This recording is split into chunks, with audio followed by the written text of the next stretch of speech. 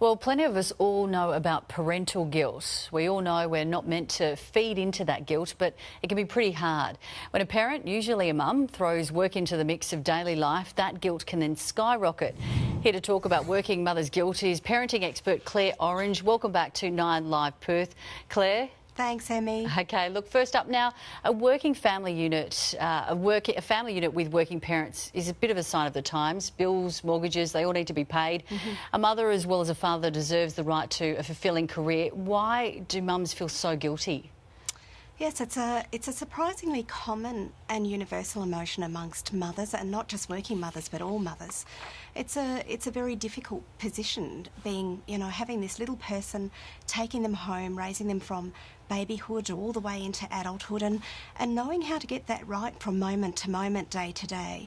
And as women, we're neurobiologically hardwired towards bonding with that infant and forming this deep and protective, vigilant bond with this little baby.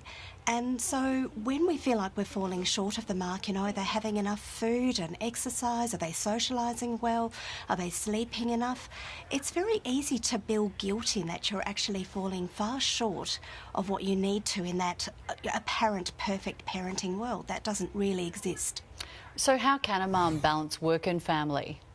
Yeah, that's a complex question, and it comes up a lot. And I think one of the big things that we need to do as mums and working mums is to throw off this cape of having to be superwoman.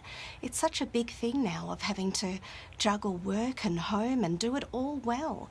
And sometimes you've just got to go, you know what, I'll do the good enough parenting route, and to be a good enough parent is often good enough. It's certainly good enough for our children. Leave that bathroom to fester for one more day.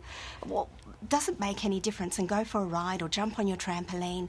Even if you're having people over tomorrow, for example, doesn't make a difference, but it does to your child. So leaving work at work, having home at home, and that home is not work, which as working mums we can often do, is home becomes work, the next meal and the next thing we've got to do, and making that differentiation that when you go to work you leave it there, and when you come home you're a mum.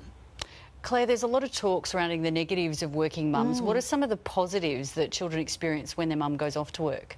I think there's lots of positives, Emmy. I mean, I remember when my oldest child, who's now 18, was 3, he said for Mother's Day the thing that he loved about me most was I did great vacuuming.